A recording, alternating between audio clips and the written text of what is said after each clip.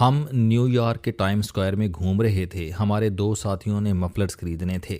New York میں سردی شروع ہو چکی ہے۔ سرد ہوا جیکٹ پھاڑ کر جسم سے آر پار ہو رہی تھی۔ 8ویں ایونیو کے ساتھ 39 نمبر گلی کی نکڑ پر ایک سوینئر شاپ تھی۔ ہمارے ساتھیوں نے بنگالی سیلز مین کے ساتھ بارگیننگ شروع کر دی۔ میں انہیں سپورٹ کر رہا تھا۔ کاؤنٹر پر بیٹھا مالک اچانک سیدھا ہوا اور مجھ سے مخاطب ہو کر بولا، تم نے فوج سے بہت پیسے کما لیے ہیں، تمہیں رعایت لینے کی کیا ضرورت ہے؟ میں نے چونک کر اس کی طرف دیکھا۔ وہ شدید غصے میں تھا۔ اس کا کہنا تھا کہ تم لوگ وطن فروش ہو، تم لوگوں نے اپنا ضمیر فوج کے ہاتھوں بیچ دیا۔ میں نے ہنس کر جواب دیا، میرے بھائی، آپ میرے ساتھ بلا وجہ ناراض ہو رہے ہیں۔ اس کا بلڈ پریشر بڑھ گیا اور اس نے مجھے اندھا دھند سنانی شروع کر دی۔ میں خاموشی سے سنتا رہا۔ میں نے آخر میں اس سے ہاتھ ملانے کی کوشش کی، لیکن وہ میرے ساتھ ہاتھ ملانے کے لیے تیار نہیں ہوا۔ میں چپ چاپ دکان سے باہر آیا۔ میرے ساتھیوں نے مجھے تسلی دی، لیکن میں سارا دن اپنے آپ سے پوچھتا رہا، آخر وہ شخص مجھ سے نفرت کیوں کر رہا ہے؟ کیا اپنی رائے رکھنا اور اس کا اظہار کرنا جرم ہے؟ کیا ہم سب کو ایک طریقے سے سوچنا چاہیے؟ زندگی، وطن اور نظریات کے بارے میں جو خیالات اس کے ہیں، کیا میرے خیالات بھی وہی ہونے چاہیے؟ اور اگر میں اس کے مطابق نہیں سوچتا تو کیا مجھے ملک اور انسانیت دونوں سے بے دخل کر دینا چاہیے؟ میں سارا دن یہ سوچتا رہا۔ میں دوسرے دن دوبارہ اس کی دکان کے سامنے سے گزرا۔ وہ گاہکوں کے ساتھ مصروف تھا۔ میں نے دور سے اسے سلام کیا۔ وہ دوڑ کر باہر آیا اور گزشتہ روز کی بدتمیزی پر شرمندگی کا اظہار کرنے لگا۔ میں نے اسے گلے لگایا اور اس کے ساتھ گپ شپ کرنے لگا۔ اس کا کہنا تھا کہ میں آپ کا بہت بڑا فین تھا۔ میں آپ کا ہر پروگرام دیکھتا تھا۔ آپ کے پروگرام کے شروع میں کارٹون آتے تھے، لیکن پھر میں نے پروگرام دیکھنا بند کر دیا۔ میں نے دماغ پر زور دیا۔ میرے سابق پروگرام کے کسی ٹائٹل میں کارٹون نہیں چلتے تھے۔ میں نے پوری میڈیا انڈسٹری کی طرف ذہن دوڑایا تو یاد آیا، سہیل ورائی صاحب کے شو کا ٹائٹل کارٹون فگرز یا سکیچ سے شروع ہوتا ہے۔ مجھے محسوس ہوا کہ یہ مجھے سہیل ورائی سمجھ کر 21 توپوں کی سلامی دے رہا ہے۔ میں نے اسے بڑے پیار سے سمجھایا، بھائی، کارٹون فگرز کے ساتھ شروع ہونے والا پروگرام میرا نہیں، سہیل ورائی صاحب کا ہے۔ آپ اگر اجازت دیں تو میں آپ کی دکان کا ایڈریس ورائی صاحب کو دے دیتا ہوں، تاکہ وہ جب کبھی یہاں آئیں تو مذمت کا اپنا حصہ وصول کر لیں۔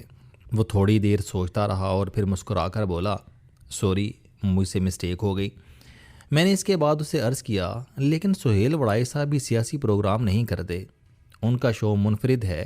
یہ مشہور لوگوں کے چل پھر کر انٹرویوز کرتے ہیں، شاید اسی لیے ان کا شو چل رہا ہے۔ یہ سن کر اس نے تھوڑی دیر سر کھجایا اور پھر زیادہ زور دے کر بولا، لیکن اس کے باوجود تم سب لوگ بکے ہوئے ہو، تم فوج کے غلام ہو۔ یہ سن کر میں نے اسے ایک بار پھر گلے لگایا اور اس سے اجازت لے کر ہوٹل کی طرف واپس چل پڑا اور سارا راستہ عمران خان کو دعائیں دیتا رہا۔ عمران خان کی برکت سے پاکستان میں 3 بڑی تبدیلیاں آئیں۔ اگر عمران خان کے سارے جرائم معاف کر دیے جائیں تو بھی ان کے 3 جرائم ناقابل معافی رہیں گے۔ ان کا پہلا جرم اسٹیبلشمنٹ کا سیاست میں دوبارہ دخول ہے۔ جنرل پرویز مشرف کے بعد اسٹیبلشمنٹ سیاست سے باہر جا رہی تھی۔ پیپلز پارٹی 2008 میں اپنی طاقت سے اقتدار میں آئی تھی۔ یہ جیسے تیسے 5 سال بھی پورے کر گئی۔ 2013 میں الیکشن ہوئے اور ان میں سیاسی انجینئرنگ نہیں ہوئی۔ یہ معاملہ چلتا رہتا تو 10 برسوں میں جمہوریت مکمل طور پر آزاد ہو جاتی، لیکن عمران خان جنرل باجوہ اور جنرل فیض حمید کو سیاست میں لے کر آئے اور اس کے بعد جمہوریت مکمل طور پر ختم ہو گئی۔ General Asim Munir army chief بنے تو انہوں نے شروع میں فوج کو مکمل طور پر غیر سیاسی کر دیا تھا۔ مجھے وزیر اعلیٰ سندھ سید مراد علی شاہ نے بتایا کہ مئی 2023 عیسوی تک فوج مکمل غیر سیاسی ہو چکی تھی۔ ہم سے کوئی فوجی افسر سیاسی گفتگو یا مطالبہ نہیں کرتا تھا۔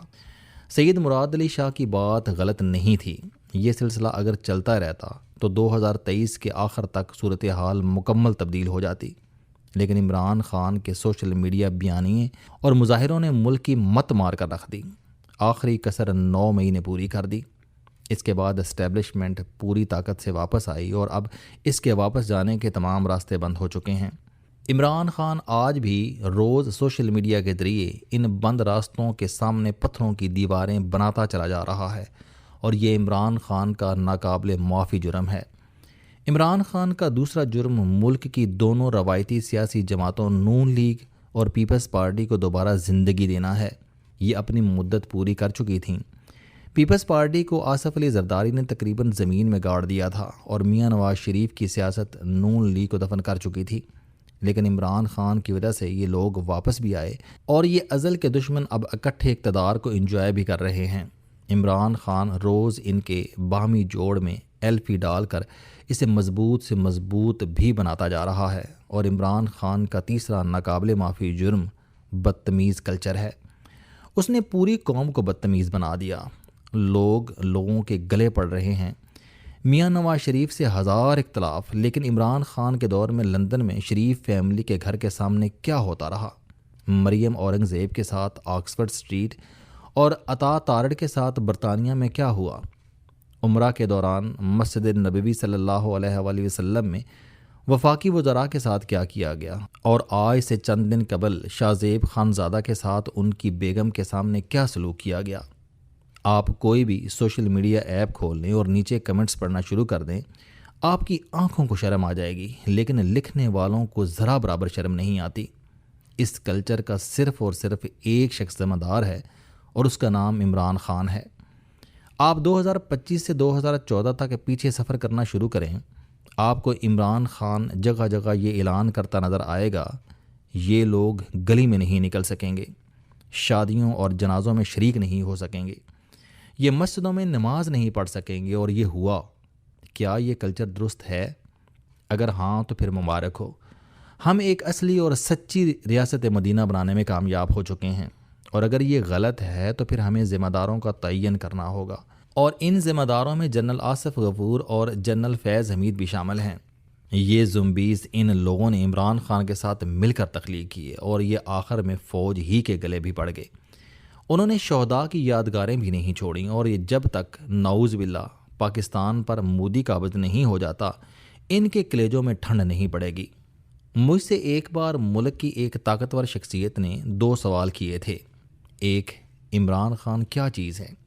میں نے عرض کیا کہ ان پر نحوست کا سایہ ہے، یہ منحوس ہیں، جو بھی شخص ان کے ساتھ جڑتا ہے اس کی عزت کا جنازہ نکل جاتا ہے۔ آپ کوئی ایک شخص بتائیں جو عمران خان کے ساتھ جڑا ہو اور اس کی عزت بچ گئی ہو، حتیٰ کہ بشرا بی بی کو بھی دیکھ لیں۔ یہ ایک معزز خاتون تھیں، مانیکا خاندان میں ان کی عزت ہوتی تھی، لیکن پھر عدالتوں میں ان کے اپنے وکلاء کے منہ سے ان کے ایام کی باتیں ہوئیں، اور اب یہ انٹرنیشنل میڈیا میں جادوگرنی بن چکی ہیں۔ ان کا پورا خاندان رول گیا اور یہ خود جیل میں ہیں۔ آپ جنرل باجوہ، جنرل فیض حمید، جنرل آصف غفور، جسٹس عمر عطا بندیال، جسٹس منصور علی شاہ اور جسٹس اطہر امین اللہ کو دیکھ لیں۔ آپ ان کو بھی چھوڑ دیں، آپ مولانا طارق جمیل کو دیکھ لیں، لوگ ان کے ہاتھ چوما کرتے تھے، لیکن آج مولانا کہاں ہیں؟ کیا کسی شخص کی عزت بچی؟ یہ عمران خان کی نحوست کا کمال ہے کہ جو بھی ان کے ساتھ جڑا بے عزت اور بے وطن ہو کر رہ گیا۔ اور دوسرا سوال تھا کہ لوگ عمران خان کے دیوانے کیوں ہیں؟ میں نے عرض کیا کہ پاکستان میں ایک خاص نوعیت کا پاگل پن تھا۔ عمران خان کی شکل میں اس پاگل پن کو لیڈرشپ مل گئی، لہٰذا یہ اب گلی گلی ناچ رہا ہے۔ آپ عمران خان کے ماننے والوں کا کمال دیکھیں، یہ عثمان بزدار، علی امین گنڈاپور اور سہیل آفریدی جیسے ہیروں کے باوجود عمران خان کو ویژنری سیاستدان اور ملک کا مستقبل سمجھ رہے ہیں۔ آپ حد دیکھیں، فوج عمران خان کو لے کر آئے تو یہ فرشتہ ہو جاتی ہے، اور اگر یہ ان سے ملاقات سے انکار کر دے تو یہ بری ہو جاتی ہے۔ اور جو لوگ 7000 شہید فوجیوں کی بات کریں، لوگ ان کے ساتھ ہاتھ ملانے سے انکار کر دیتے ہیں۔ بشرا بی بی کے اپنے وکیل کروڑوں روپے فیس لے کر جب عدالت میں ان کے ایام گننا شروع کر دیتے ہیں تو وہ پوتر ہو جاتے ہیں، اور شاہ زیب خانزادہ جیسا صحافی ان کے سوال پڑھنے کی جرت کر بیٹھتا ہے تو اسے گستاخ قرار دے دیا جاتا ہے۔ یہ کیا ہے؟ یہ عمران خان کی وہ برکت ہے جو اس وقت گلی گلی میں تقسیم ہو رہی ہے، اور اس برکت کو سمیٹنے والوں میں ہمارے جیسے صحافی بھی شامل ہیں۔ ہم وہ لوگ تھے جو عمران خان کو ہیرو سمجھتے تھے، لہٰذا آج ہم بھی ان کی نحوست کا شکار ہیں۔